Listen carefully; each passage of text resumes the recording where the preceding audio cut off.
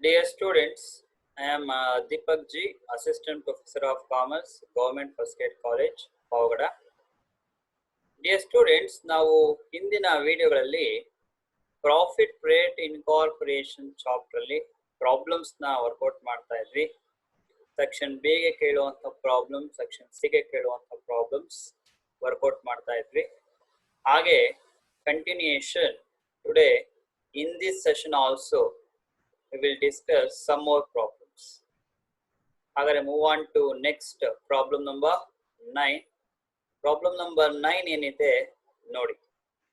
Tumkur Limited was incorporated on 1st October 2013 to acquire the business of Tipto Limited as from 1st April 2013. That means incorporation date ಕೊಟ್ಟಿದ್ದಾರೆ 1st October 2013. They have acquired the business from 1st April 2013 ಅಂತ. ಹಾಗಾದ್ರೆ 1st April 2013 is the date of acquisition.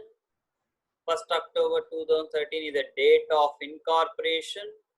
ಹಾಗಾದ್ರೆ from the date of acquisition to the date of incorporation we have 6 months. Or 6 months na we call it as a pre-incorporation period. ಹಾಗೆ date of incorporation ಇಂದ year end date ನೋಡ್ಕೊಳ್ಳಿ. Year end date ಕೊಟ್ಟಿದಾರ ಗಮನಿಸ್ಕೊಳ್ಳಿ. The accounts for the year end date 31st March 2014 disclose the following. Year end date 31st March 2014 ಕೊಟ್ಟಿದ್ದಾರೆ. ಹಾಗಾದ್ರೆ post incorporation period 1st October 2013 to 31st March 2014 6 months ಆಗಿದೆ. ಹಾಗಾದ್ರೆ ನಿಮ್ಗೆ already pre incorporation period ಯಾವ ರೀತಿ, post incorporation period ಯಾವ್ದು ಅಂತ clear ಆಯ್ತು. ನಾವು ನೆಕ್ಸ್ಟ್ ಸೊಲ್ಯೂಷನ್ ಮಾಡುವಾಗ ಮತ್ತೆ ಟೈಮ್ ರೇಷಿಯೋಗೆ ಕ್ಯಾಲ್ಕುಲೇಷನ್ ಮಾತಾಡೋದು. ನೆಕ್ಸ್ಟ್ ಏನ್ ಹೇಳ್ತಾ ಇದ್ದಾರೆ, there was a gross profit of 3 lakh. Gross profit ಅವರೇ ಕೊಟ್ಟಿದ್ದಾರೆ. ದೇರ್ ಫಾರ್ ಗ್ರಾಸ್ ಪ್ರಾಫಿಟ್ ಕೊಟ್ಟಿದ್ದಾರೆ ಅಂದ್ರೆ that should be divided in sales ratio. ಹಾಗಾದ್ರೆ ಸೇಲ್ಸ್ ರೇಷಿಯೋಗೆ ಇನ್ಫಾರ್ಮೇಶನ್ ಇದೆಯಾ? ಎಸ್, ನೆಕ್ಸ್ಟ್ ಪಾಯಿಂಟ್ ಅಲ್ಲಿ ಇದೆ ನೋಡಿ. The sale for the year amounted to rupees 12 lakh, of which 2,50,000 were for the first 6 months ಅಂತ ಹೇಳ್ತಾ ಇದ್ದಾರೆ. ಟೋಟಲ್ ಸೇಲ್ಸ್ 12 lakh ಇದೆ. Out of total sales 12 lakh, 2,50,000 rupees were for the first 6 months. First 6 months ಅಂದ್ರೆ ಈಗ ತಾನೇ ನಾವು discussion ಮಾಡಿದ್ರಿ. From 1st April 2013 to 1st October 2013, we have 6 months. Date of acquisition to the date of incorporation 6 months ಇದೆ. ಹಾಗಾದ್ರೆ date of acquisition to date of incorporation we call it as a pre-incorporation. ಹಾಗಾಗಿ 2,50,000 rupees will be pre-incorporation sales ಆಗುತ್ತೆ. 2,50,000 pre-incorporation sales ಆದ್ರೆ total sales 12 lakh ಇದೆ. 12 lakh ಅಲ್ಲಿ 2,50,000 pre-incorporation sales ಆದ್ರೆ ಇನ್ನು ಉಳಿದಿದ್ದು 9,50,000 post incorporation sales ಆಗಿರುತ್ತೆ. ಬಿಕಾಸ್ ಇಲ್ಲಿ ಕ್ಲಿಯರ್ ಕಟ್ ಇನ್ಫಾರ್ಮೇಶನ್ ಇದೆ. 2,50,000 were for the first 6 months. First 6 months pre-incorporation period. ಹಾಗಾಗಿ balance amount will be post incorporation sales ಆಗಿರುತ್ತೆ. ಹಾಗಾದ್ರೆ ಮತ್ತೆ ಸೊಲ್ಯೂಷನ್ ಮಾಡುವಾಗ ಸೇಲ್ಸ್ ರೇಷಿಯೋದಲ್ಲಿ ರೇಷಿಯೋ ಕಂಡುಹಿಡಿಯೋಣ. What next? The expenses var as follows ಅಂತ ಹೇಳಿ ಹಲವಾರು ಎಕ್ಸ್ಪೆನ್ಸಸ್ ಕೊಟ್ಟಿದ್ದಾರೆ. ನೀವು ಗಮನಿಸಿ ಪ್ರಾಬ್ಲಮ್ಸ್ ನ, ಕೆಲವೊಂದು ಪ್ರಾಬ್ಲಮ್ಗಳಲ್ಲಿ ಪ್ರಾಫಿಟ್ ಅಂಡ್ ಲಾಸ್ ಅಕೌಂಟ್ ಕೊಟ್ಟಿರ್ತಾರೆ, ಕೆಲವೊಂದು ಪ್ರಾಬ್ಲಮ್ಗಳಲ್ಲಿ ಜಸ್ಟ್ ಈ ತರ ಎಕ್ಸ್ಪೆನ್ಸಸ್ ಕೊಟ್ಟಿರ್ತಾರೆ. ನಾವು ಮಾಡಬೇಕಾಗಿರೋದೆ ಇಷ್ಟೇ, ಪ್ರಾಫಿಟ್ ಅಂಡ್ ಲಾಸ್ ಅಕೌಂಟ್ ಕೊಳ್ಳಿ ಅಥವಾ ಈ ತರ ಇನ್ಫಾರ್ಮೇಶನ್ ಕೊಳ್ಳಿ. We have to analyse the expenses and we have to know the ratio. Sales ರೇಷಿಯೋನ, ಟೈಮ್ ರೇಷಿಯೋನ, ರಿವಾರ್ಡ್ ಟೈಮ್ ರೇಷಿಯೋ ಡಿವೈಡ್ ಮಾಡ್ಬೇಕಂತ ಡಿಸೈಡ್ ಮಾಡ್ಬೇಕಾಗಿರುತ್ತೆ. ಹಾಗಾದ್ರೆ ಮೊದಲನೇ ಎಕ್ಸ್ಪೆನ್ಸ್ ನೋಡ್ಕೊಳ್ಳೋಣ ಬನ್ನಿ. ಫಸ್ಟ್ ಎಕ್ಸ್ಪೆನ್ಸ್ ಏನಿದೆ? ಸ್ಯಾಲರೀಸ್ ಇದೆ. Salary pay to the staff every month, therefore it should be divided on time ratio. Then discount on sales. ಇಲ್ಲಿ ಸೇಲ್ಸ್ ಅಂತ ಅವನೇ ಆಲ್ರೆಡಿ ನಿಮ್ಗೆ ಕೊಟ್ಬಿಟ್ಟಿದ್ದಾರೆ. ಹಾಗಾದ್ರೆ ಅವನೇ ಕೊಟ್ಟಿರೋದ್ರಿಂದ that will be sales ratio. Even discount on sales ಕೊಟ್ಟಿಲ್ಲ, just discount ಅಥವಾ discount allowed, discount or discount allowed ಅಂತ ಕೊಟ್ಟಿದ್ರು, that should be sales ratio ಆಗಿರುತ್ತೆ. Then bad debts, next item. Bad debts ಯಾವಾಗ ಇನ್ಕರ್ ಆಗೋದು? It should be incurred when we are making a sales. ಹಾಗಾಗಿ bad debts will be allocated in sales ratio. Next, preliminary expenses return of a fictitious asset written off actual post column ಅಲ್ಲಿ consider ತಗೊಂತೀರಾ. General expenses, next item. General expenses, sundry expenses, other expenses timely base ಅಲ್ಲಿ incur ಆಗ್ತಕ್ಕಂಥದ್ದು. Therefore general expenses time ರೇಷಿಯೋದಲ್ಲಿ allocate ಮಾಡ್ತೀರಾ. Then interest on debenture, interest on debenture will be paid at the end of the year. End of the year payment ಮಾಡ್ತಾರೆ. Therefore, interest on debenture to be allocated as actual post. The next, depreciation. Depreciation again allocated on time ratio. Printing and stationery timely basis incur ಆಗುತ್ತೆ, time ratio. Director fees, managing director remuneration, all are actual post column consider ಮಾಡ್ತೀರಾ. Next, rent. Rent will be paid every month, fixed. ಹಾಗಾಗಿ time ರೇಷಿಯೋದಲ್ಲಿ allocate ಮಾಡ್ತೀರಾ. Advertisement made for the purpose of increasing of sales, therefore advertising to be allocated on sales ratio. Then last item ಇದೆ ನೋಡಿ, interest vendor on purchase consideration up to 1st December 2013 amounted to 2000. Interest vendor, ನಾನು theory part ಇಂದ ಹೇಳ್ತಾ ಇದ್ದೆ, interest vendor, interest on purchase consideration will be allocated on revised time ratio. Revised time ರೇಷಿಯೋಗೆ ನಿಮ್ಗೆ ಇನ್ನೊಂದು extra date ಕೊಟ್ಟಿರ್ತಾನೆ. Problem ಅಲ್ಲಿ ಎಲ್ಲಾರು ಕೊಟ್ಟಿರ್ತಾನೆ, ಎಲ್ಲೂ ಕೊಡ್ಲಿಲ್ಲ ಅಂದ್ರೂ ಐಟಮ್ ಅಲ್ಲಾದ್ರೂ ಕೊಟ್ಟಿರ್ತಾರೆ. ಹಾಗಾದ್ರೆ interest vendor on purchase consideration up to 1st December 2013, ನೋಡಿ ಈ ಡೇಟ್ ಬಹಳ ಇಂಪಾರ್ಟೆಂಟ್. 1st December 2013 ಆ ಡೇಟ್ ಅಲ್ಲಿ ನಾವು ಪರ್ಚೇಸ್ ಕನ್ಸಿಡರೇಷನ್ ಸೆಟ್ಲ್ಮೆಂಟ್ ಮಾಡ್ತಾ ಇದೀವಿ. ಆ ಡೇಟು ರಿವೈಸ್ಡ್ ಟೈಮ್ ರೇಷಿಯೋ ಕ್ಯಾಲ್ಕುಲೇಷನ್ಗೆ ಮೋಸ್ಟ್ ಇಂಪಾರ್ಟೆಂಟ್ ಆಗಿ ಯೂಸ್ ಆಗುತ್ತೆ. This is regarding the problem. ಹಾಗಾದ್ರೆ number 1, time ratio. Time ratio equals pre incorporation period is to post incorporation period. Dates ನೋಡ್ಕೊಳ್ಳಿ, ಆಲ್ರೆಡಿ ನೀವು problem ಬರ್ಕೊಂಡಿದ್ದೀರಾ. ಪ್ರಾಬ್ಲಮ್ ಇರ್ತಕ್ಕಂಥ ಡೇಟ್ ಮತ್ತೊಮ್ಮೆ cross check ಮಾಡ್ಕೊಳ್ಳಿ. ಪ್ರೀ ಇನ್ಕಾರ್ಪೊರೇಷನ್ ಪೀರಿಯಡ್ ಅಲ್ಲಿ 1st April 2013 date of acquisition to 1st October 2013 date of incorporation, 6 months ಆಗುತ್ತೆ. Post incorporation period ಅಲ್ಲಿ 1st October 2013 date of incorporation to 31st March 2014 year end date, 6 months ಆಗುತ್ತೆ. ಹಾಗಾದ್ರೆ 6 months, 6:6, 1:1 time ratio. Very simple calculation. Number 2, sales ratio. Pre incorporation sales is to post incorporation sales. 2,50,000 is to 9,50,000. Problem ಗಮನಿಸ್ಕೊಳ್ಳಿ. Total sales 12 lakh ಇದೆ, out of which 2,50,000 were for the first 6 months ಅಂತ ಹೇಳಿದರೆ. First 6 months ಅಂದ್ರೆ 1st April 2013 to 1st October 2013 ಅಂದ್ರೆ pre incorporation ಆಗಿದೆ. ಹಾಗಾಗಿ 2,50,000 pre incorporation sales ಆಗುತ್ತೆ. 12 lakh ಅಲ್ಲಿ 2,50,000 ಹೋದ್ರೆ 9,50,000 ಪೋಸ್ಟ್ ಇನ್ಕಾರ್ಪೊರೇಷನ್ ಸೇಲ್ಸ್ ಆಗಿರುತ್ತೆ. therefore ರೇಷಿಯೋ 25:95 ರೆಡ್ಯೂಸ್ ಮಾಡಿದ್ರೆ 5:19 ಆಗಿರುತ್ತೆ. 5:19 sales ratio. Again, sales ratio is also simple calculation.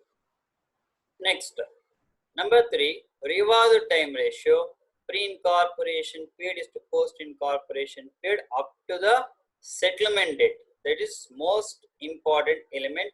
Up to the date of settlement ಮಾತ್ರ ಕನ್ಸಿಡರ್ ಮಾಡಬೇಕು ಪೋಸ್ಟ್ ಇನ್ಕಾರ್ಪೊರೇಷನ್ ಪೀರಿಯಡ್ ಗೆ. ಹಾಗಾದ್ರೆ ಡೇಟ್ಸ್ ನೋಡ್ಕೊಳ್ಳಿ. ಪೋಸ್ಟ್ ಇನ್ಕಾರ್ಪೊರೇಷನ್ ಪೀರಿಯಡ್ ಅಲ್ಲಿ 1st April 2013 to 1st October 2013, again same 6 months. Post incorporation period up to the settlement date. Purchase consideration settlement date ಆಗಿರೋದು 1st December 2013.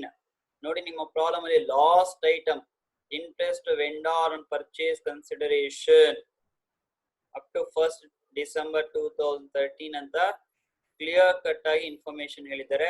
ಹಾಗಾಗಿ 1st October 2013 to 1st December 2013 we have 2 months ಮಾತ್ರ. ಹಾಗಾಗಿ 6:2 ratio 3:1 revised time ratio ಆಗಿರುತ್ತೆ. So ಈ problem ಪ್ರಕಾರ ನಮಗೆ ಬೇಕಾಗಿರ್ತಕ್ಕಂಥದ್ದು time ratio, sales ratio, revised time ratio ಮಾತ್ರ. ಆ ಮೂರು ಕ್ಯಾಲ್ಕುಲೇಷನ್ ನಾವು ಕ್ಯಾಲ್ಕುಲೇಟ್ ಮಾಡಿದೀವಿ. Therefore, we move on to the preparation of income statement. Income statement for the year ended 31st March 2014. Income ಅಲ್ಲಿ gross profit ಒಂದೇ ಇರ್ತಕ್ಕಂಥದ್ದು. There is no other income. Therefore, gross profit as usual columns ನೋಡ್ಕೊಂತೀರಾ. particulars, ratio, pre-incorporation amount, post-incorporation amount. As usual columns, gross profit ನ sales ratio 5:19 ಅಲ್ಲಿ divide ಮಾಡ್ತೀರಾ. ನಿಮ್ಮ problem ಅಲ್ಲಿ gross profit ನಿಮಗೆ ಏನ್ ಅಮೌಂಟ್ ಇತ್ತು ಅಮೌಂಟ್ ನ 5:19 ಅಲ್ಲಿ ಡಿವೈಡ್ ಮಾಡಿದ್ರೆ ಪ್ರೀ ಇನ್ಕಾರ್ಪೊರೇಷನ್ ಗೆ 62,500 ಆಗುತ್ತೆ. ಪೋಸ್ಟ್ ಇನ್ಕಾರ್ಪೊರೇಷನ್ ಗೆ 2,37,500 ಆಗಿರುತ್ತೆ ನಿಮ್ಮ ಪ್ರಾಬ್ಲಮ್ ಅಲ್ಲಿ. Then next move on to expenses. ಇನ್ ಯಾವ್ದು ಇನ್ಕಮ್ ಇಲ್ಲ. therefore total income 62,500, 2,37,500 rupees ಆಗಿರುತ್ತೆ. ದೆನ್ ಗ್ರಾಸ್ ಪ್ರಾಫಿಟ್ ಟೋಟಲ್ ನಿಮ್ಮ ಪ್ರಾಬ್ಲಮ್ ನೋಡಿ 3 lakh rupees ಇದೆ. 3 lakh rupees ನ 5:19 ಅಲ್ಲಿ ಡಿವೈಡ್ ಮಾಡ್ತೀರಾ. Next expenses. Number 1 salary. Salary time ratio 1:1. ನಿಮ್ಮ ಪ್ರಾಬ್ಲಮ್ ಅಲ್ಲಿ 50,000 ಇತ್ತು. ಡಿವೈಡ್ ಮಾಡಿದ್ರೆ 25,000 pre incorporation period and post incorporation period. Number 2 bad debts. Sales ratio 5:19 ಅಲ್ಲಿ ಡಿವೈಡ್ ಮಾಡ್ತೀರಾ. ನಿಮ್ಮ ಪ್ರಾಬ್ಲಮ್ ಅಲ್ಲಿ 15,000 ಬ್ಯಾಡ್ ಡೆಟ್ಸ್ ಇತ್ತು. 15,000 ನ 5:19 ಅಲ್ಲಿ ಡಿವೈಡ್ ಮಾಡಿದ್ರೆ ಪ್ರೀ ಇನ್ಕಾರ್ಪೊರೇಷನ್ ಅಲ್ಲಿ 3,125, ಪೋಸ್ಟ್ ಇನ್ಕಾರ್ಪೊರೇಷನ್ ಅಲ್ಲಿ 11,875 ಆಗಿರುತ್ತೆ. Next general expenses. Time ratio 1:1. ನಿಮ್ಮ ಪ್ರಾಬ್ಲಮ್ ಅಲ್ಲಿ 12,000 ಇತ್ತು.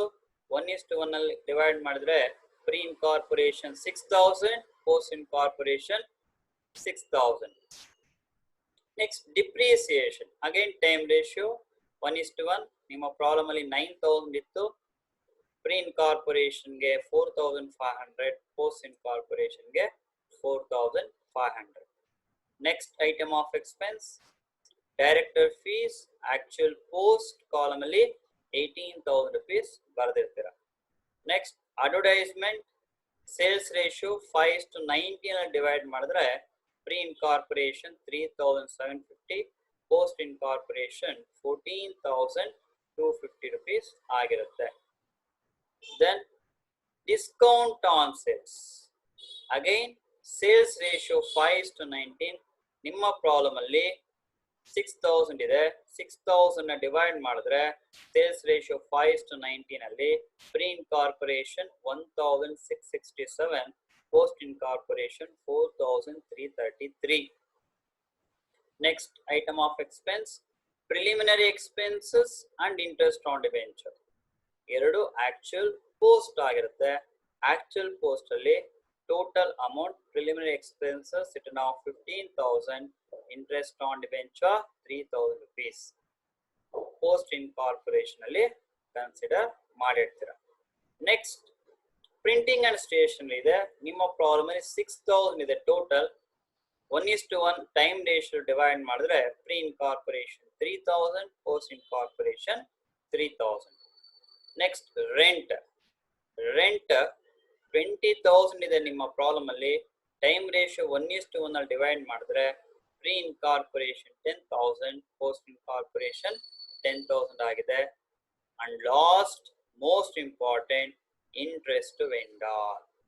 Interest vendor reward time ratio 3:1 ಅಲ್ಲಿ ಡಿವೈಡ್ ಮಾಡ್ತೀರಾ. ಟೋಟಲಿ 2000 rupees ಇದೆ. 3:1 ಅಲ್ಲಿ ಡಿವೈಡ್ ಮಾಡಿದ್ರೆ 1500 pre incorporation, post incorporation 500 rupees ಆಗಿರುತ್ತೆ. ಹಾಗಾದ್ರೆ ಟೋಟಲ್ ಎಕ್ಸ್ಪೆನ್ಸಸ್ ಪ್ರೀ ಇನ್ಕಾರ್ಪೊರೇಷನ್ ಅಲ್ಲಿ 58,542, ಪೋಸ್ಟ್ ಇನ್ಕಾರ್ಪೊರೇಷನ್ ಅಲ್ಲಿ 1,15,458. ಹಾಗಾದ್ರೆ ಟೋಟಲ್ ಇನ್ಕಮ್ ಎ ಅಲ್ಲಿ ಟೋಟಲ್ ಎಕ್ಸ್ಪೆನ್ಸ್ ಬಿ ಲೆಸ್ ಮಾಡಿದ್ರೆ ನೆಟ್ ಪ್ರಾಫಿಟ್ ಬರುತ್ತೆ. ಆ net profit pre incorporation amount transfer to capital reserve ಎಷ್ಟು ಬರುತ್ತೆ ಅಂತ ಹೇಳಿದ್ರೆ 3,958. ಪೋಸ್ಟ್ ಇನ್ಕಾರ್ಪೊರೇಷನ್ ಬರ್ತಕ್ಕಂಥ profit to be transfer to profit and loss appropriation account rupees 1,22,042 rupees ಬಂದಿರುತ್ತೆ. So again it is very simple problem. Just you have to understand ಯಾವ items ನ ಯಾವ ratio divide ಮಾಡಬೇಕು ಅಂತಕ್ಕಂಥ ತಿಳ್ಕೊಂಡ್ರೆ it become a very simple problem. Okay, right. We move on to the next problem, problem number 10. Problem number 10 ನೋಡಿ. Problem number 10 ಅಲ್ಲಿ X Limited incorporated on 1st August 2015, acquired a business on 1st April 2015. The first accounts were closed on 31st December 2015. ಇಲ್ಲಿ ಬಹಳ important ಆಗಿ ಡೇಟ್ಗಳು ನೋಡಿ. Acquisition date ಬಂದು 1st April 2015 ಇದೆ, ಗಮನಿಸ್ಕೊಳ್ಳಿ. Incorporation date 1st August 2015 ಇದೆ. So from the date of acquisition to the date of incorporation, pre-incorporation period ಆಗಿದೆ. Then post-incorporation period ಗೆ from the date of incorporation to the year end date, date of incorporation 1st August 2015 ಇದೆ.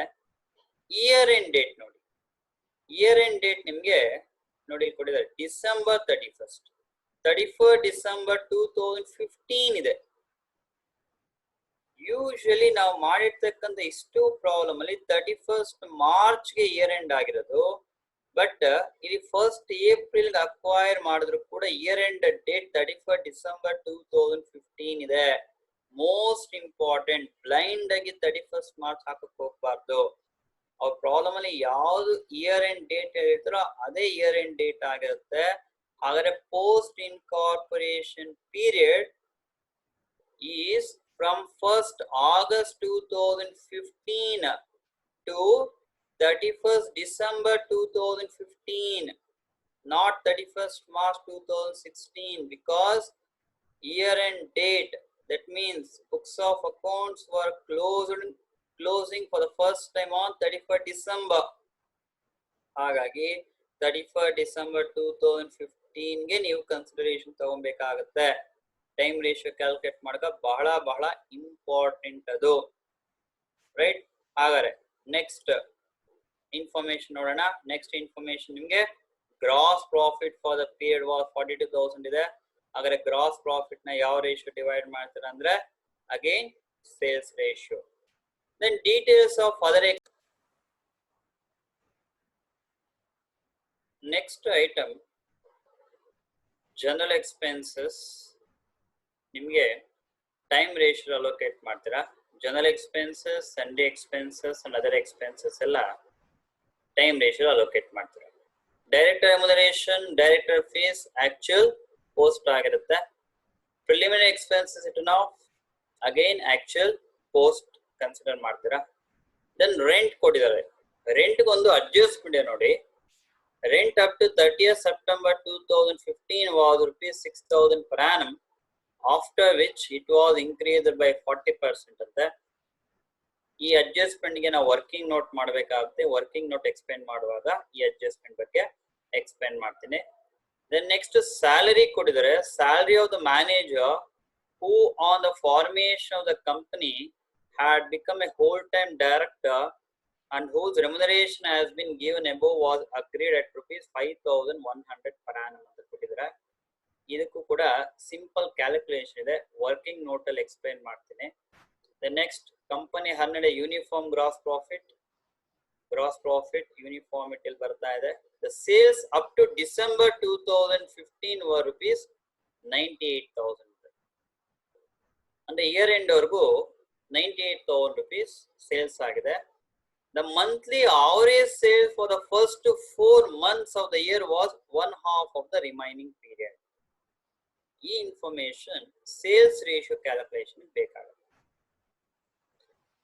ಹಾಗಾದ್ರೆ next ಇನ್ನೇನಿದೆ, prepare statement of profit loss account for the year ended 31 December 2015 showing pre and post incorporation profit. So ಹಾಗಾದ್ರೆ ಇಲ್ಲಿ ನಾವು time ratio calculate ಮಾಡಬೇಕು, sales ratio calculate ಮಾಡಬೇಕು. Sales ರೇಷಿಯೋಗೆ adjustment ಕೊಟ್ಟಿದ್ದಾರೆ. ಏನಂತ, monthly average sale for the first 4 months of the year was one of the remaining period ಅಂತ ಹೇಳಿ. ಆ ಎರಡು ರೇಷಿಯೋ ಕ್ಯಾಲ್ಕುಲೇಟ್ ಮಾಡಿದ್ಮೇಲೆ ರೆಂಟ್ ಒಂದು ಅಡ್ಜಸ್ಟ್ಮೆಂಟ್ ಇದೆ, ವರ್ಕಿಂಗ್ ನೋಟ್ ಮಾಡಬೇಕಾಗುತ್ತೆ. ಸೊ ಹಾಗಾಗಿ solution, first time ratio pre-incorporation period is to post-incorporation period. Pre-incorporation period, 1st April 2015 date of acquisition to date of incorporation 1st August 2015. Then post-incorporation period, date of incorporation to year-end date. Year-end date ಇಲ್ಲಿ 31st December 2015 ಬಹಳ important ಇದು. Problem ಅಲ್ಲಿ ಕೊಟ್ಟಿರ್ತಕ್ಕಂಥದ್ದು year end date 31st December 2015. ನೀವು ಆ ಡೇಟೇ ಹಾಕೊಬೇಕಾಗತ್ತೆ. ಹಾಗಾದ್ರೆ pre incorporation period ಅಲ್ಲಿ 4 months, post incorporation period ಅಲ್ಲಿ 5 months. Therefore time ratio 4:5. Next sales ratio. Sales ರೇಷಿಯೋಗೆ ಅಡ್ಜಸ್ಟ್ಮೆಂಟ್ ಇದೆ ನೋಡಿ, ಕೊನೆಯಲ್ಲಿ ಕೊಟ್ಟಿದ್ದಾನೆ. ಏನಂತ ಅಡ್ಜಸ್ಟ್ಮೆಂಟ್ ಈ ರೀತಿ ಇದೆ. ಏನಂತ ಇದೆ ಅಂದ್ರೆ, the average monthly sales for the first 4 months, average monthly sales for the first 4 months ಅಂತ ಇದೆ, pre was one half of the remaining period. The average monthly sales for the first 4 months was one half of the remaining period. ಅಂದ್ರೆ ಅರ್ಥ, ಮೊದಲ 4 ತಿಂಗಳು sales ಏನಾಗಿರುತ್ತೆ ಅಂದ್ರೆ ಉಳಿದ ತಿಂಗಳಿಗಿಂತ ಅರ್ಧ ಆಗಿರುತ್ತೆ. ಉಳಿದ ತಿಂಗಳಿಗಿಂತ ಅರ್ಧ ಆಗಿದೆ ಅಂದ್ರೆ ಅರ್ಥ, ಈ ಮಂತ್ ಅಲ್ಲಿ ಅಂದ್ರೆ ಪೋಸ್ಟ್ ಅಲ್ಲಿ ನಾವು 2 ರೂಪಾಯಿ ಸೇಲ್ ಮಾಡಿದ್ರೆ ಪ್ರಿಯಲ್ಲಿ 1 ರೂಪಾಯಿ ಅರ್ಧ. ಅಥವಾ ಅದನ್ನ ಈಗ ಬೇಕಾದ್ರೆ ಹೇಳ್ಬೋದು, average monthly sales was double in the post incorporation period. Post incorporation period ಅಲ್ಲಿ ಸೇಲ್ಸ್ ಡಬಲ್ ಆಗಿದೆ ಅಂತ ಬೇಕಾದ್ರೆ ಹೇಳ್ಬೋದು, ಪ್ರಿಯಲ್ಲಿ ಹಾಫ್ ಆಗಿದೆ ಅಂತ ಬೇಕಾದ್ರೆ ಹೇಳ್ಬೋದು. One and the same. ನಮ್ಗೆ ಯಾವ double the average monthly sales ಕೊಡೋಣ ಪೋಸ್ಟ್ ಅಲ್ಲಿ, ಬಟ್ ಇಲ್ಲಿ ಏನ್ ಹೇಳಿದ್ದಾರೆ, ಪ್ರಿಯಲ್ಲಿ ಹಾಫ್ ಆಫ್ ದ ಸೇಲ್ಸ್ ಆಗ್ತಾ ಇದೆ. ರಿಮೈನಿಂಗ್ ಪೀರಿಯಡ್ ಕಂಪೇರ್ ಮಾಡಿದಾಗ ಪೀರಿಯಡ್ ಅಲ್ಲಿ ಪ್ರೀ ಇನ್ಕಾರ್ಪೊರೇಷನ್ ಪೀರಿಯಡ್ ಅಲ್ಲಿ ಹಾಫ್ ಮಾತ್ರ ಸೇಲ್ ಆಗ್ತಾ ಇದೆ, ಅಂದ್ರೆ ಪೋಸ್ಟ್ ಅಲ್ಲಿ ಡಬಲ್ ಆಗ್ತಾ ಇದೆ ಅಂತ ಅರ್ಥ. ದೇರ್ಫೋರ್ ನಾವೇನ್ ಮಾಡ್ತೀವಿ, let pre incorporation average monthly sales be 1, post incorporation average monthly sales be 2. ನೋಡಿ, ಇಲ್ಲಿ 2 ಅರ್ಥನೂ ಬರುತ್ತೆ. ಪ್ರೀ ಅಲ್ಲಿ 1 ರೂಪಾಯಿ ಸೇಲ್ ಮಾಡಿದ್ರೆ ಪೋಸ್ಟ್ ಅಲ್ಲಿ ಡಬಲ್ 2, ಪೋಸ್ಟ್ ಅಲ್ಲಿ ಡಬಲ್ ಸೇಲ್ ಮಾಡಿದ್ರೆ ಪ್ರಿಯಲ್ಲಿ ಅರ್ಧ, 2 ಅಲ್ಲಿ ಅರ್ಧ 1. ಅದನ್ನೇ ಹೇಳ್ತಾ ಅದು, for the first 4 months was half, one half ಅರ್ಧ ಆಗಿದೆ, ಅರ್ಧ ಮಾತ್ರ ಸೇಲ್ ಮಾಡ್ತಾ ಇದೀವಿ. ಏನ್ ಪೋಸ್ಟ್ ಅಲ್ಲಿ ನಾವು ಸೇಲ್ ಮಾಡ್ತಾ ಇದೀವಿ ಅದಕ್ಕಿಂತ ಅರ್ಧ. ಪೋಸ್ಟ್ ಅಲ್ಲಿ ನಾವು 2 ರೂಪಾಯಿ ಸೇಲ್ ಮಾಡಿದ್ರೆ ಪ್ರಿಯಲ್ಲಿ 1 ರೂಪಾಯಿ, ಪೋಸ್ಟ್ ಅಲ್ಲಿ ನಾವು 4 ರೂಪಾಯಿ ಸೇಲ್ ಮಾಡಿದ್ರೆ ಪ್ರಿಯಲ್ಲಿ 2 ರೂಪಾಯಿ, ಪೋಸ್ಟ್ ಅಲ್ಲಿ ನಾವು 1 ರೂಪಾಯಿ ಸೇಲ್ ಮಾಡಿದ್ರೆ ಪ್ರಿಯಲ್ಲಿ 50 ಪೈಸೆ. ಹಾಗಾಗಿ ನಾವೇನ್ ಮಾಡ್ತೀವಿ, as usual pre incorporation average monthly sales 1 ರೂಪಾಯಿ, post incorporation average monthly sales 2 rupees ಹಾಕೊಂಡಿರ್ತೀರಾ. ಹಾಗಾದ್ರೆ pre incorporation monthly sales 4 months ಇದೆ, ಏಪ್ರಿಲ್ ಟು ಜುಲೈ 1 into 4 4 ಆಗಿದೆ. Post incorporation monthly sales 5 months ಇದೆ, ಪೋಸ್ಟ್ ಅಲ್ಲಿ 2 rupees ಸೇಲ್ ಮಾಡ್ತೀವಿ. ಹಾಗಾಗಿ 2 into 5 10 rupees ಆಗಿರುತ್ತೆ. ಹಾಗಾದ್ರೆ ಇಲ್ಲಿ 1 ರೂಪಾಯಿ ಏನಾದ್ರು ಸೇಲ್ ಮಾಡ್ತಕ್ಕಂಥದ್ದು 4 rupees. ಎಷ್ಟು ಪ್ರೀ ಇನ್ಕಾರ್ಪೊರೇಷನ್ ಪೀರಿಯಡ್ ಮಂತ್ಸ್ ಇದೆ, ಹಾಗೆ 4 months ಆಯ್ತು, April to July. Post incorporation ಅಲ್ಲಿ ನಾವು 2 rupees ಸೇಲ್ ಮಾಡ್ತೀವಿ, 5 months ಇದೆ, 2 into 5 10 rupees ಆಗಿದೆ. ಹಾಗಾದ್ರೆ sales ratio pre incorporation sales is to post incorporation sales 4:10 ಅಂದ್ರೆ 2:5 ಸೇಲ್ಸ್ ರೇಷಿಯೋ ಆಗಿರುತ್ತೆ. So this is sales ratio. Same ಈ ತರ ಅಡ್ಜಸ್ಟ್ಮೆಂಟ್ ಮಾಡಿದ್ವಿ, ಬಟ್ ಕೊಟ್ಟಿರ್ತಕ್ಕಂತಹ ಸೆಂಟೆನ್ಸ್ ಫಾರ್ ಚೇಂಜ್ ಇದೆ ಅಷ್ಟೇ. ಯಾವ ಡಬಲ್ ಅಂತ ಕೊಡೋರು, ಈಗ ಹಾಫ್ ಅಂತ ಕೊಟ್ಟಿದ್ದಾರೆ. ನಾವು ಮಾಡ್ತಾ ಇರ್ತಕ್ಕಂಥ ಟ್ರೀಟ್ಮೆಂಟ್ ಯಾವ ಇದೇ ರೀತಿ ಈಗೂ ಕೂಡ ಸೇಮ್ ಕಂಟಿನ್ಯೂಯೇಷನ್ ಸೊಲ್ಯೂಷನ್ ಆಗಿರುತ್ತೆ. ಹಾಗಾದ್ರೆ ಟೈಮ್ ರೇಷಿಯೋ ಆಗಿದೆ, ಸೇಲ್ಸ್ ರೇಷಿಯೋ ಆಗಿದೆ. ಸೊ ನೆಕ್ಸ್ಟ್ ರೆಂಟ್ ಒಂದು ಅಡ್ಜಸ್ಟ್ಮೆಂಟ್ ಕೊಟ್ಟಿದ್ದಾರೆ. ಪ್ರಾಬ್ಲಮ್ ನೋಡಿ, ಪ್ರಾಬ್ಲಮ್ ಎಕ್ಸ್ಪ್ಲೈನ್ ಮಾಡೋ ಹೇಳಿದ್ದೆ ರೆಂಟ್ ಅಡ್ಜಸ್ಟ್ಮೆಂಟ್ ವರ್ಕಿಂಗ್ ನೋಟ್ಸ್ ಮಾಡೋ ಎಕ್ಸ್ಪ್ಲೈನ್ ಮಾಡ್ತೀನಿ ಅಂತ ಹೇಳಿ. ಹಾಗಾದ್ರೆ ಆ ರೆಂಟ್ ಅಡ್ಜಸ್ಟ್ಮೆಂಟ್ ಏನಿದೆ ಅಂದ್ರೆ, rent up to 30th September 2015 rupees 6,000 per annum. Thereafter it is increased by 40%. ಅಂದ್ರೆ ಅಪ್ ಟು 30th September 2015 ವರೆಗೂ ರೆಂಟ್ 6,000 per annum, ವರ್ಷಕ್ಕೆ 6,000. ಸೆಪ್ಟೆಂಬರ್ ಆದ್ಮೇಲೆ 40% ರೆಂಟ್ ಇನ್ಕ್ರೀಸ್ ಮಾಡಿದಾರಂತೆ. ಹಾಗಾದ್ರೆ 6,000 per annum ವರ್ಷಕ್ಕೆ, ತಿಂಗಳಿಗೆ ಎಷ್ಟಾಯ್ತು? ಡಿವೈಡೆಡ್ ಬೈ 12 ಮಾಡಿ 500 rupees per month. ನಮಗೆ ಪ್ರೀ ಇನ್ಕಾರ್ಪೊರೇಷನ್ ಪೀರಿಯಡ್ ಇರೋದು ಎಷ್ಟು months? From 1st April to 1st August, ಅಂದ್ರೆ ಏಪ್ರಿಲ್, ಮೇ, ಜೂನ್, ಜುಲೈ, ಅಂದ್ರೆ 4 months ಆಗಿರುತ್ತೆ ನೋಡಿ. 500 into 4 2,000 rupees. April to July ಅಂದ್ರೆ 1st August ಇರೋದ್ರಿಂದ ಆಗಸ್ಟ್ ಬರೋದಿಲ್ಲ, up to July, April, May, June, July 4 months ಆಗುತ್ತೆ. 500 per month, 500 per month into 4 2,000 rupees pre incorporation rent. ಅವನು ಹೇಳಿಯೋದು up to 30th September 6,000 per annum ಅಂತ ಹೇಳಿದ್ರು rent. ಹಾಗಾದ್ರೆ ಇನ್ನ 2 ತಿಂಗಳು ಉಳಿತು, ಆಗಸ್ಟ್, ಸೆಪ್ಟೆಂಬರ್. ಆ 2 ತಿಂಗಳು ಕೂಡ 500 rupees ಇರುತ್ತೆ. ಆ 2 ತಿಂಗಳು ಕೂಡ 500 rupees ಇರುತ್ತೆ. ನೆಕ್ಸ್ಟ್ ಸೆಪ್ಟೆಂಬರ್ ಆದ್ಮೇಲೆ ಅಕ್ಟೋಬರ್ ಇಂದ 40% ಇನ್ಕ್ರೀಸ್ ಮಾಡ್ತಿದ್ದಾರೆ. ಹೇಗೆ 40%? ಕ್ಯಾಲ್ಕುಲೇಷನ್ಸ್ ನೋಡ್ಕೊಳ್ಳಿ. Post incorporation rent August and ಸೆಪ್ಟೆಂಬರ್ಗೆ ಸೇಮ್ ಅಮೌಂಟ್ ಇರುತ್ತೆ, ಅಂದ್ರೆ 6,000 per annum ಇರುತ್ತೆ. ಅಂದ್ರೆ 500 per month into 2 1,000 rupees ಆಗಿತ್ತು. ಅಕ್ಟೋಬರ್ ಇಂದ ಏನಾಯ್ತು? 40% ಇನ್ಕ್ರೀಸ್ ಆಯ್ತು. 40% ಮೇಲೆ 6,000 40% ಹಾಕಿ, 6,000 ಮೇಲೆ 40% ಅಂದ್ರೆ 2,400 ಇನ್ಕ್ರೀಸ್ ಮಾಡ್ತಾ ಇದ್ದಾನೆ. ಅಂದ್ರೆ ಆಡ್ ಮಾಡಿ 6,000 plus 2,400 8,400 per annum ಆಯ್ತು. ವರ್ಷಕ್ಕೆ 8,400. ವರ್ಷಕ್ಕೆ. ತಿಂಗಳಿಗೆ ಎಷ್ಟಾಯ್ತು?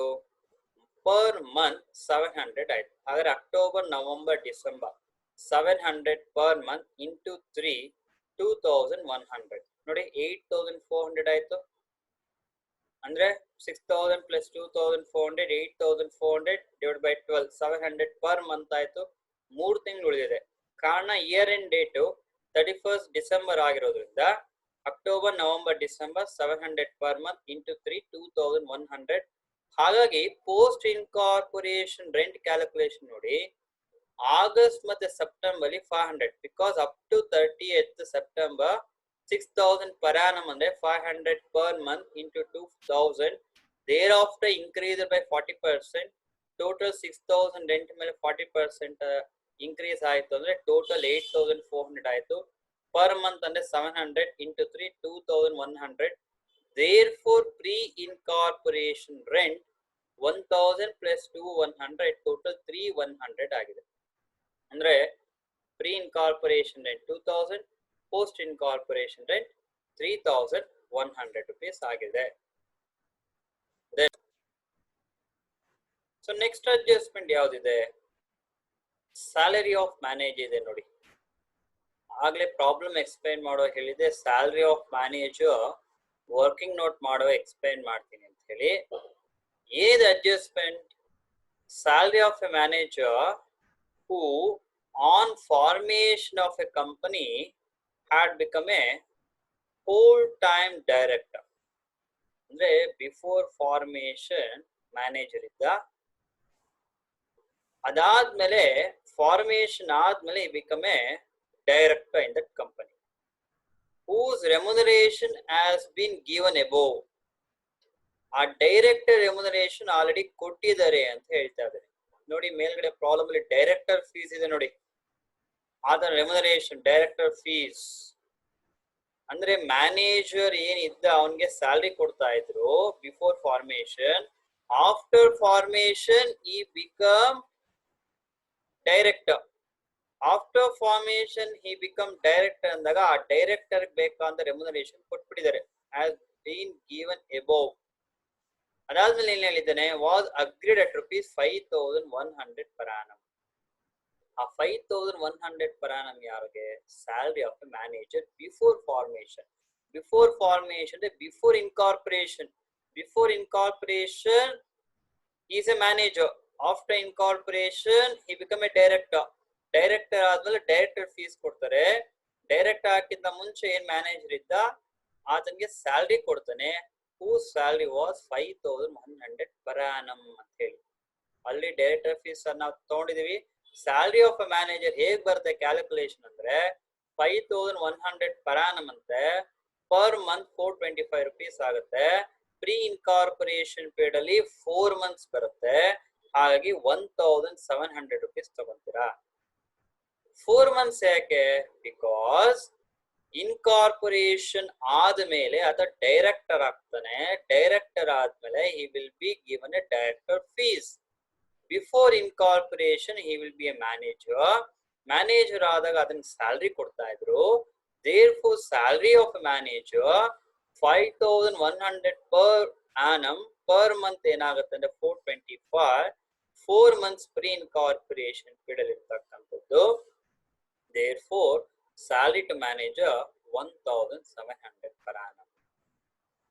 ಹಾಗಾದ್ರೆ ಬೇರೆ ಇನ್ನೇನು ಅಡ್ಜಸ್ಟ್ಮೆಂಟ್ ಇದೆ ನೋಡಿ. ಇನ್ನೇನು ಇಲ್ಲ ಅಂದ್ರೆ ವಿಲ್ ಪ್ರಿಪೇರ್ ಇನ್ಕಮ್ ಸ್ಟೇಟ್ಮೆಂಟ್.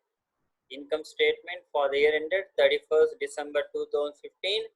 ಮೊದಲು ಆಸ್ ಯೂಶುವಲ್ ಗ್ರಾಸ್ ಪ್ರಾಫಿಟ್. ಬೇರೆ ಇನ್ಯಾವುದು ಇನ್ಕಮ್ ಇಲ್ಲ ಅಂದ್ರೆ ಗ್ರಾಸ್ ಪ್ರಾಫಿಟ್ ಕನ್ಸಿಡರ್ ಮಾಡ್ತೀರಾ. ನಿಮ್ಗೆ ಗ್ರಾಸ್ ಪ್ರಾಫಿಟ್ 42,000 ಇದೆ ನೋಡಿ. 42,000 ನ ಸೇಲ್ಸ್ ರೇಷಿಯೋ 2:5 ಅಲ್ಲಿ ಡಿವೈಡ್ ಮಾಡಿದ್ರೆ ಪ್ರೀ ಇನ್ಕಾರ್ಪೊರೇಷನ್ ಪೀರಿಯಡ್ ಅಲ್ಲಿ 12,000, ಪೋಸ್ಟ್ ಇನ್ಕಾರ್ಪೊರೇಷನ್ ಪೀರಿಯಡ್ ಅಲ್ಲಿ 30,000. ಇನ್ಯಾವುದು ಇನ್ಕಮ್ ಇಲ್ಲ. ಅದೇ ಟೋಟಲ್ ಇನ್ಕಮ್ ಎ. Pre incorporation period 12,000, post incorporation period 30,000. Less expenses. Number 1 general expenses. General expenses time ratio 4:5 ಅಲ್ಲಿ ಡಿವೈಡ್ ಮಾಡ್ತೀರಾ. ನಿಮ್ಗೆ ಪ್ರಾಬ್ಲಮ್ ಅಲ್ಲಿ 7,200 ಇತ್ತು. ಟೈಮ್ ರೇಷಿಯೋದಲ್ಲಿ ಡಿವೈಡ್ ಮಾಡಿದಾಗ ಪ್ರೀ ಇನ್ಕಾರ್ಪೊರೇಷನ್ 3,200, ಪೋಸ್ಟ್ ಇನ್ಕಾರ್ಪೊರೇಷನ್ ಅಲ್ಲಿ 4. So next item director remuneration actual post ₹12,000 data ತಗೊಂಡಿದ್ದೀರಾ. Next preliminary expenses return of again actual post incorporation ಅಲ್ಲಿ ₹2,000 ತಗೊಂಡಿದ್ದೀರಾ. Rent as per the adjustment given pre incorporation period ಅಲ್ಲಿ 2,000, post incorporation period ಅಲ್ಲಿ 3,100. manager salary as per the adjustment given pre incorporation period ಅಲ್ಲಿ ₹1,700 ತಗೊಂಡಿದ್ದೀರಾ. the next total expenses ಇನ್ಯಾವುದು item ಇಲ್ಲ. Total expense ಹಾಕೊಂತೀರಾ. Pre incorporation period ಅಲ್ಲಿ 6,900, post incorporation period ಅಲ್ಲಿ 21,100. Total income ಅಲ್ಲಿ ಟೋಟಲ್ ಎಕ್ಸ್ಪೆನ್ಸಸ್ ನ ಲೆಸ್ ಮಾಡಿ ನೆಟ್ ಪ್ರಾಫಿಟ್ ಬರುತ್ತೆ. ಪ್ರೀ ಇನ್ಕಾರ್ಪೊರೇಷನ್ ಅಲ್ಲಿ 12,000 ಇದೆ. ಎಕ್ಸ್ಪೆನ್ಸಸ್ 6,900 ಇದೆ. ಲೆಸ್ ಮಾಡಿದ್ರೆ ನಿಮಗೆ 5,100 transfer to capital reserve. Post incorporation ಅಲ್ಲಿ ಇನ್ಕಮ್ 30,000 ಇದೆ. ಎಕ್ಸ್ಪೆನ್ಸಸ್ 21,100 ಇದೆ. ಲೆಸ್ ಮಾಡಿ 8,900 transfer to profit and loss appropriation account ಆಗಿರುತ್ತೆ. So this is about income statement. ಹಾಗಾದ್ರೆ ಈ ಪ್ರಾಬ್ಲಮ್ ಅಲ್ಲಿ ಅಡ್ಜಸ್ಟ್ಮೆಂಟ್ ಹೊಸ ತರ ಅಡ್ಜಸ್ಟ್ಮೆಂಟ್ ಯಾವುದು ಅಂತ ಬಂದಾಗ ಒಂದು ರೆಂಟ್ಗೆ ಅಡ್ಜಸ್ಟ್ಮೆಂಟ್ ಇದೆ. ಮತ್ತೊಂದು remuneration, directors remuneration, manager salary ಎರಡಕ್ಕೂ ಕೂಡ ಒಂದು ರೀತಿ ಡಿಫ್ರೆಂಟ್ ಅಡ್ಜಸ್ಟ್ಮೆಂಟ್ ಕೊಟ್ಟಿದ್ದಾರೆ. ಸೊ ಈ ರೀತಿ ಈ ಪ್ರಾಬ್ಲಮ್ ಸೊಲ್ಯೂಷನ್ ಮಾಡಬೇಕಾಗಿರುತ್ತೆ. Okay, thank you.